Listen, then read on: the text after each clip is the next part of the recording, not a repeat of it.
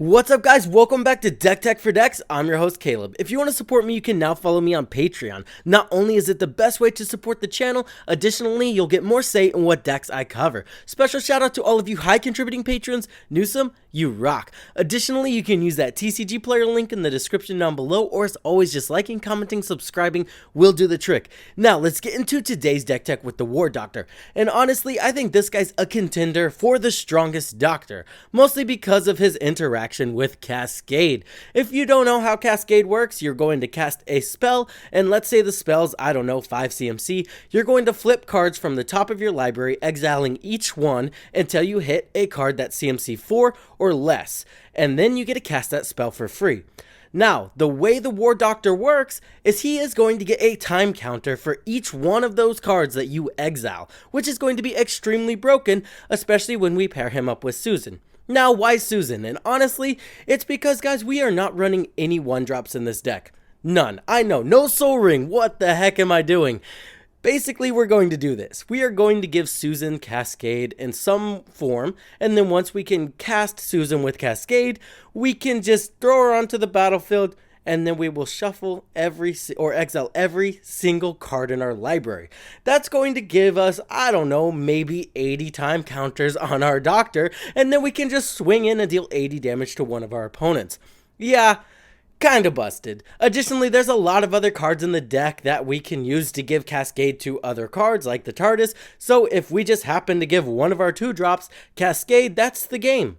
We just need 3 combats to deal 80 damage to each of our opponents, and we've won. So, if that sounds like a deck tech you want to get into, let's get into it. Let's kick it off by getting an absurd amount of time counters on our commander. The first thing we're going to use is Flamekin Herald. Again, this is going to give our commander Cascade. That way, whenever we cast her for 2 mana, we're going to exile our entire library. Notably, that won't exile it and it's gone forever. It'll just exile it, we'll fail to find, and we'll still have our library with every card in the exact same order.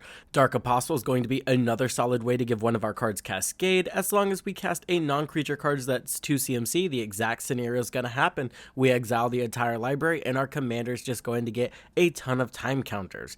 Bigger on the inside, another way to not only add mana, so we're ramping, again, we're giving a spell Cascade. Rain and Riches can do a similar thing, but we have to use a treasure token, so this can give 2 spells Cascade. The TARDIS is also going to be amazing. As long as we control our commander, we can go ahead and cast a 2 CMZ spell, and boom, we're getting a ton of time counters. Possibility Storm is messed up. It's basically like a Chaos Warp, but whenever you cast a spell, just whenever you cast an instant spell, you'll flip the top cards of your library until you find another instant, and you're going to cast that one instead. Notably, this is going to completely ruin our opponent's plan, and realistically, they only have a turn to remove our commander without being able to cast spells from their hand, really, so this card 9 times out of 10 will just win us the game. The Day of the Doctor. I definitely did toy with the idea of putting no legendaries in the deck other than our commander, that way we would do the same scenario with this card, but then I decided, we can run a lot of very impactful legendaries, so this one's just more of a value piece that does just make our commander massive very quickly.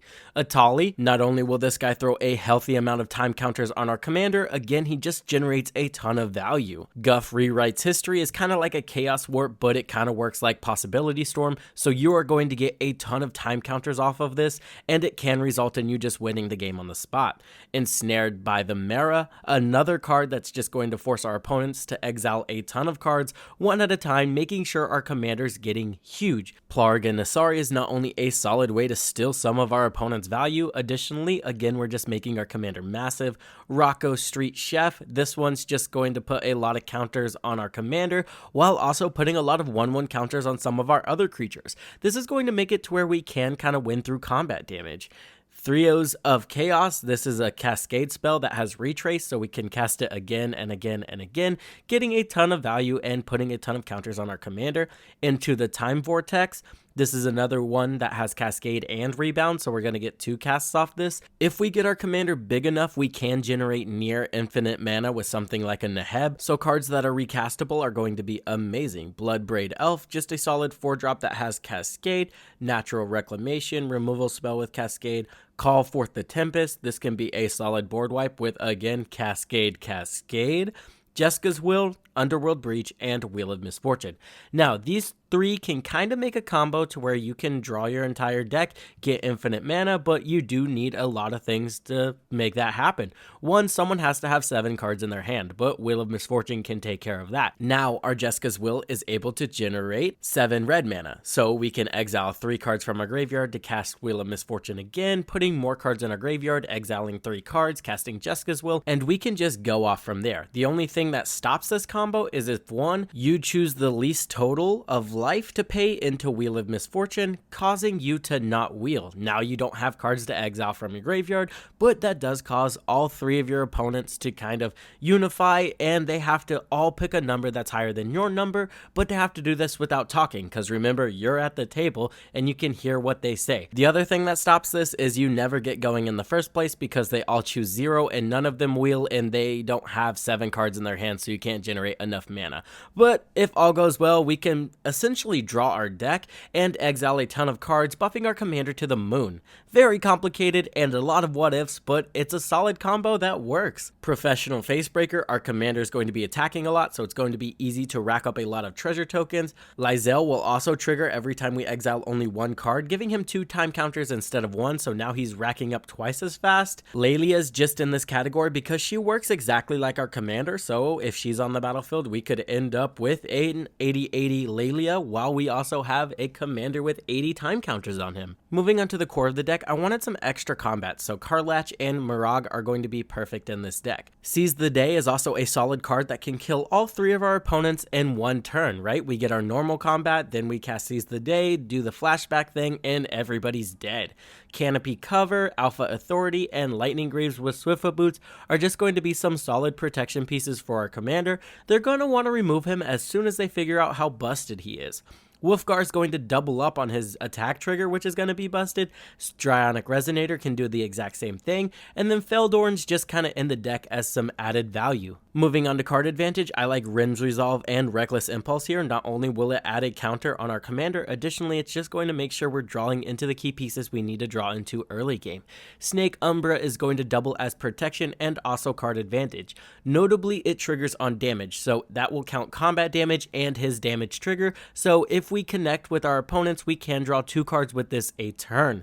Aerial Extortionist, I thought this was kind of a cool way to be some removal, some card advantage, and put some time counters on our commander. Tome of Legends is going to be solid. It's basically going to be a Phyrexian arena in this deck because we want to be attacking with our commander every single turn. Smuggler's Share is solid. If someone draws cards, we're going to get some card advantage. If someone ramps, we're going to get some treasures. It just does a little bit of everything. Nullspine Dragon can draw a ton of cards. I mean, think about it. Our commander connects, we deal 10 damage to something, and then draw 10 cards. It's going to be explosive in this deck. Moving on to ramp, we are going to run an insane amount of it. We have Bloom Tinder and Fairborough Elder, just a solid way to tap a mana dork for 3 mana. Secure a Tribe Elder, we run Rampant Growth, Nature's Lore, Farseek, 3 Visits, Arcane Signet. Notably, these are 2 CMC, so we want a ton of 2 drops, that way we can do that broken thing with our commander, and a lot of the ramp cards are going to get us there. Kodama's Reach and Cultivate are super solid. I think people underrate these. Not only does this thin your deck, it guarantees your land drop for the next turn, which is huge. Battle Angel of Tyr, it can be card advantage, it can be a little bit of life gain, and we can net some treasure tokens off of it. Mana Geyser has put in some insane work over the past games for me, so I'm jamming it in decks. It just feels amazing to tap 5 mana to add, I don't know, 15 to your mana pool, and then have an explosive turn. Neheb the Eternal, again, this guy can generate a ton of mana in the deck.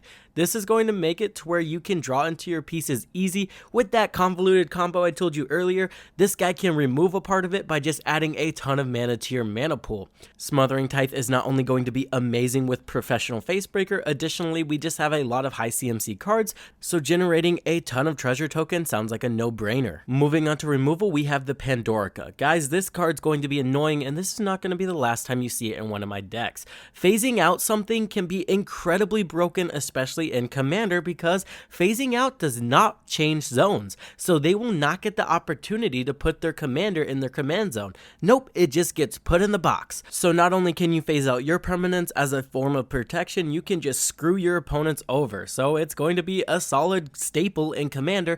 Chaos Warp, Beast Within, and Generous Gift are going to be our permanent removal choices.